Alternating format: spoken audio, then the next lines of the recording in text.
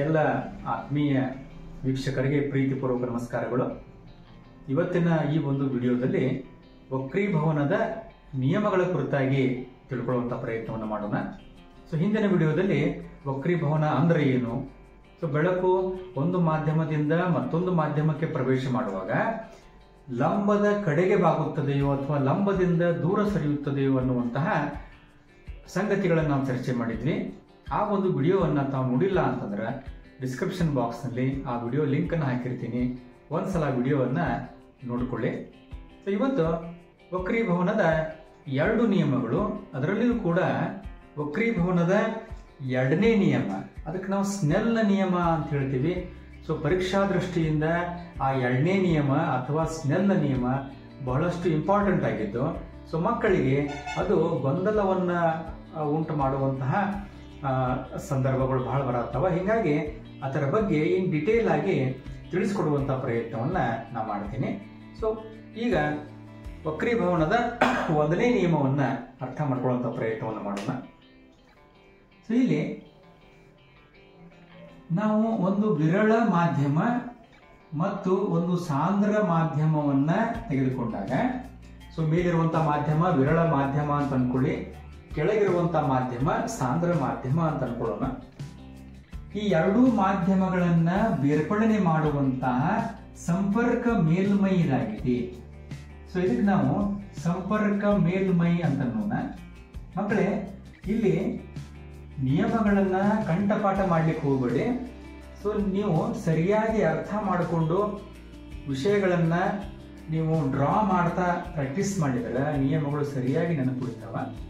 ಇಲ್ಲಿ ನೋಡಿ, ಪತನ ಕಿರಣ ವಿರಳ ಮಾಧ್ಯಮದಿಂದ ಸಂಚರಿಸ್ತಾ ಬಂದು ಈ ಸರಳ ವಿರಳ ಮತ್ತು ಸಾಂದ್ರ ಮಾಧ್ಯಮದ ಸಂಪರ್ಕ ಮೇಲ್ಮೈನ ಒಂದು ಬಿಂದುವಿನಲ್ಲಿ ಇದು ಬಂದು ಸಂಧಿಸಿದೆ. ಸಂಪರ್ಕ ಮೇಲ್ಮೈನ ಒಂದು ಸಂಧಿಸಿದ ಬಿಂದುವಿನಲ್ಲಿ ಒಂದು ನಾವು ಲಂಬವನ್ನ ಎಳೆದುಕೊಂಡಾಗ, ಹಿಂದಿನ ವಿಡಿಯೋದಲ್ಲಿ ತಾವು ನೋಡಿದಾಗ ವಿರಳ ಮಾಧ್ಯಮದಿಂದ ಸಾಂದ್ರ ಮಾಧ್ಯಮಕ್ಕೆ ಬರುವಾಗ ಈ ಬೆಳಕು ಲಂಬದ ಕಡೆಗೆ ಬಾಗುತ್ತದೆ ಎನ್ನುವಂತ ಸಂಗತಿಯನ್ನ ತಾವು ನೋಡಿದ್ರಿ. ಇದಕ್ಕೆ ನಾವು ಆಂಗಲ್ ಆಫ್ ಇನ್ಸಿಡೆನ್ಸ್ ಅಥವಾ ಪತನ ಕೋನ ಅಂತೇಳಿ ಕರೆದಿದ್ವಿ. ನಾವು ಇದಕ್ಕೆ ಪತನ ಕೋನ ಅಂತೇವೆ ಅಂತಂದ್ರೆ ಪತನ ಕಿರಣ ಮತ್ತು ಲಂಬದ ಮಧ್ಯೆ ಇರುವಂತಹ ಕೋನಕ್ಕೆ ನಾವು ಪತನ ಕೋನ ಅಂತೇಳಿ ಕರಿತೀವಿ.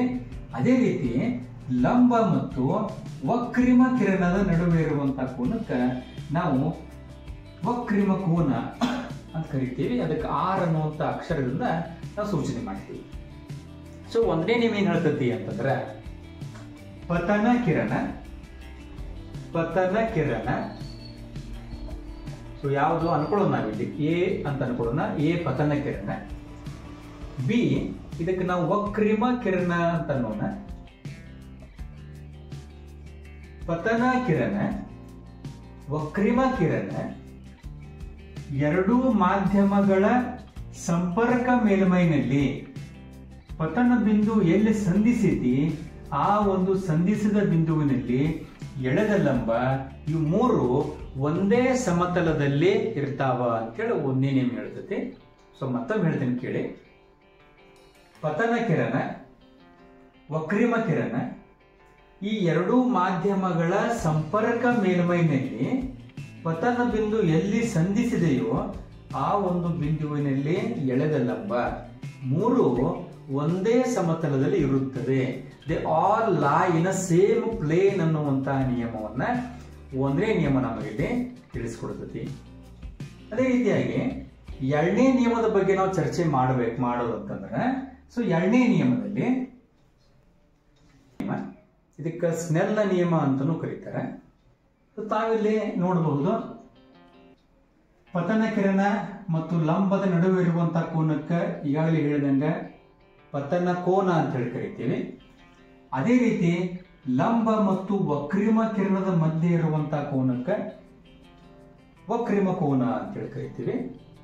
ಇಲ್ಲಿ ಐ ಬದಲಾದ ಹಾಗೆ ಆರ್ ಕೂಡ ಇಲ್ಲಿ ಬದಲಾಕತಿ.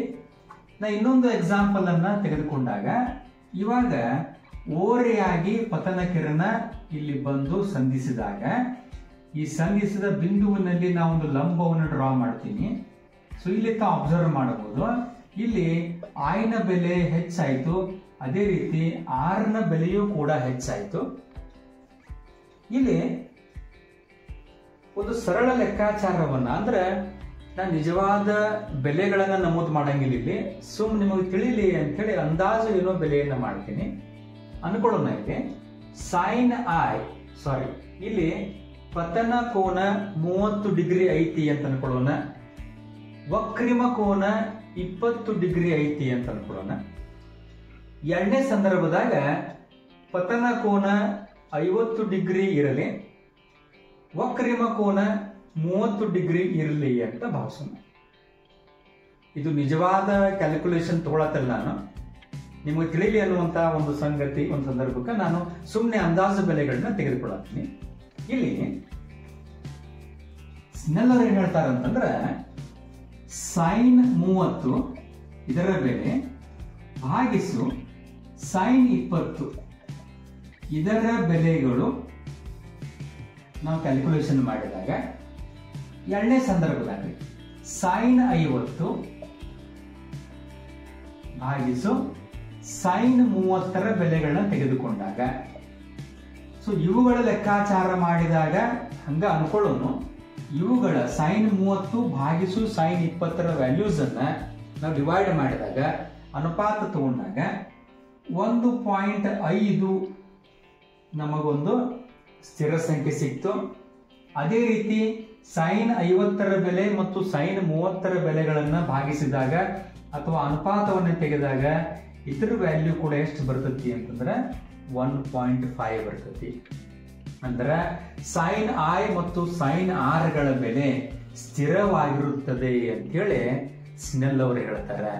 ಅದೇ ರೀತಿಯಾಗಿ ಇದನ್ನೇ ನಾವು ಪತನ ಕಿರಣ ಮತ್ತು ಪ್ರತಿಫಲಿತ ಕಿರಣವನ್ನು ತೆಗೆದುಕೊಂಡಾಗ, ಇದು I ಇದು R ಅಂತ ಅನ್ಕೊಂಡಾಗ, ಇಲ್ಲಿ I ನ ಬೆಲೆ ಅನ್ಕೊಳ್ಳೋಣ 20 ಆಗಿರ್ಲಿ, ಅದೇ ರೀತಿ R ನ ಬೆಲೆ 10 ಆಗಿರ್ಲಿ.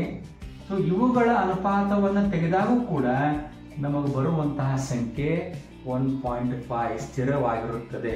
ದಯವಿಟ್ಟು ಗಮನಿಸಿಲಿ, ನಾನು ನಿಜವಾದ ಕ್ಯಾಲ್ಕುಲೇಷನ್ ಮಾಡಕತ್ತಿಲ್ಲ, ಇಲ್ಲಿ ಅಂದಾಜು ಬೆಲೆಗಳನ್ನ ತೆಗೆದುಕೊಂಡು ನಿಮ್ಗೆ ಏನ್ ಹೇಳುವಂತ ಪ್ರಯತ್ನ ಮಾಡತ್ತೇನೆ ಅಂತಂದ್ರೆ, ಪ್ರತಿ ಸಂದರ್ಭದಾಗೂ ಪತನ ಕೋನ ಮತ್ತು ವಕ್ರಿಮ ಕೋನಗಳ ಸೈನುಗಳ ಅನುಪಾತ ಸ್ಥಿರಾಂಕವಾಗಿರುತ್ತದೆ. ಸೊ ಮೂರು ಸಂದರ್ಭದಾಗ ಸೈನ್ I ಮತ್ತು ಸೈನ್ R ಗಳ ಅನುಪಾತ ಸ್ಥಿರವಾಗಿರುತ್ತದೆ ಅನ್ನುವಂಥ ಸಂಗತಿಯನ್ನ ಹೇಳ್ತಾರೆ. ಒಂದು ಅಂಶವನ್ನ ನೀವು ಗಮನದಾಗ ಇಟ್ಕೋಬೇಕಿಲ್ಲೇ, ಇದು ಯಾವಾಗ ಆಕತಿ ಅಂತಂದ್ರೆ, ಈ ಮೂರು ಸಂದರ್ಭದಾಗೂ ಮಾಧ್ಯಮಗಳು ಸೇಮ್ ಇರಬೇಕು ಅಂತಂದ್ರೆ, ಫಾರ್ ಎಕ್ಸಾಂಪಲ್ ನಾವು ಮೇಲಿನ ಮಾಧ್ಯಮವನ್ನ ನಾವು ಗಾಳಿ ಅಂತ ಅನ್ಕೊಂಡು ಕೆಳಗಿನ ಮಾಧ್ಯಮವನ್ನ ನಾವು ಗಾಜು ಅನ್ಕೊಂಡಾಗ, ಮೂರು ರೀತಿಯ ವಕ್ರೀಭವನಗಳು ಆಗ್ಬೇಕಂದ್ರೆ ಮೇಲಿನ ಒಂದು ಮಾಧ್ಯಮ ಗಾಳಿ ಆಗಿರ್ಬೇಕು, ಕೆಳಗಿನ ಒಂದು ಮಾಧ್ಯಮ ಗಾಜ್ ಆಗಿರ್ಬೇಕು. ಅದೇ ಈ ವಕ್ರೀಭವನ ಗಾಳಿ ಮತ್ತು ಗಾಜಿನಲ್ಲಿ ಆಗಿ, ಈ ವಕ್ರೀಭವನ ಗಾಳಿ ಮತ್ತು ನೀರಿನ ಮಧ್ಯೆ ಆದ್ರೆ ಅವಾಗ ಇತರ ವ್ಯಾಲ್ಯೂ ಚೇಂಜ್ ಆಕತಿ ಮತ್ತು ಇತರ ವ್ಯಾಲ್ಯೂನು ಕೂಡ ಚೇಂಜ್ ಆಕತಿ. ಅದಕ್ಕೆ ಎರಡನೇ ನಿಯಮ ಏನ್ ಹೇಳ್ತತಿ ಅಂತಂದ್ರೆ, ಕೊಟ್ಟಿರುವ ಬೆಳಕಿನ ನಿರ್ದಿಷ್ಟ ಬಣ್ಣ ಮತ್ತು ನಿರ್ದಿಷ್ಟ ಜೋಡಿ ಮಾಧ್ಯಮಗಳಿಗೆ ಪತನ ಕೋನದ ಸೈನು ಮತ್ತು ವಕ್ರಿಮ ಕೋನದ ಸೈನುಗಳ ಅನುಪಾತ ಸ್ಥಿರವಾಗಿರುತ್ತದೆ ಅಂತ ಹೇಳ್ತಾರೆ. ಸಿಂಪಲ್ ಆಗಿ ತಿಳ್ಕೊಳ್ಳುವಂತಹ ಪ್ರಯತ್ನವನ್ನ ಮಾಡ್ರಿ. ಸೊ ಇಲ್ಲಿ ಏನಾಗೈತಪ್ಪ ಅಂದ್ರೆ, ಮಾಧ್ಯಮಗಳು ಸೇಮ್ ಇದ್ದಾಗ ಮಾತ್ರ ಪತನ ಕೋನದ ಸೈನ್ ವ್ಯಾಲ್ಯೂ ಮತ್ತು ಪ್ರತಿಫಲನ ಕೋನದ ಸೈನ್ ವ್ಯಾಲ್ಯೂಗಳ ಅನುಪಾತ ಸ್ಥಿರ ಆಗಿರ್ತತಿ, ಸ್ಥಿರ ಸಂಖ್ಯೆ ಆಗಿರ್ತತಿ ಅನ್ನುವಂಥದ್ದು. ಅದಕ್ಕೆ ನಾವಿಲ್ಲಿ ಇನ್ನೊಂದು ಏನು ಬರಿಬಹುದು ಅಂತಂದ್ರೆ, ಹಂಗಾರೆ ಇದು ಸೈನ್, ಇದು I1 ಆಗಿರ್ಲಿ, R1 ಆಗಿರ್ಲಿ, ಇದು I2 ಆಗಿರ್ಲಿ, ಇದು R2 ಆಗಿರ್ಲಿ, ಇದು I3 ಆಗಿರ್ಲಿ, ಇದು R3 ಆಗಿರ್ಲಿ. ಇದನ್ನ ಯಾವ ರೀತಿ ಬರೀಬಹುದು ಅಂದ್ರೆ, ನಾನು sign I1 by sin I2 is equal to sin I1 by sin R2, ಕ್ಷಮಿಸಿ ಇಲ್ಲಿ R1 ಆಗಬೇಕು. ಅದೇ ರೀತಿಯಾಗಿ sin I3 divided by sin R3. So sin I1 R1 ಗಳ ಬೆಲೆ is equal to sin I2 R2 ಗಳ ಬೆಲೆ is equal to sin I3 ಮತ್ತು sin R3 ಗಳ ಬೆಲೆ. ಇವೆಲ್ಲವುಗಳ ಕೂಡ ಒಂದು ಸ್ಥಿರ ಸಂಖ್ಯೆ ಆಗಿರ್ತದೆ ಅನ್ಲೆಸ್ ಅಂಡ್ ಅಂಟಿಲ್ ಎರಡೂ ಮಾಧ್ಯಮಗಳು ಸೇಮ್ ಇರಬೇಕು ಅನ್ನುವಂಥದ್ದನ್ನ ಸ್ನೆಲ್ ಅವರು ಹೇಳ್ತಾರೆ. ಸೊ ಇಲ್ಲಿವರೆಗೆ ನಿಮಗೆ ಎರಡೂ ನಿಯಮಗಳು ಅರ್ಥ ಆದವು ಅಂತೇಳಿ ನಾನು ಭಾವಿಸ್ಕೊಳ್ತೇನೆ.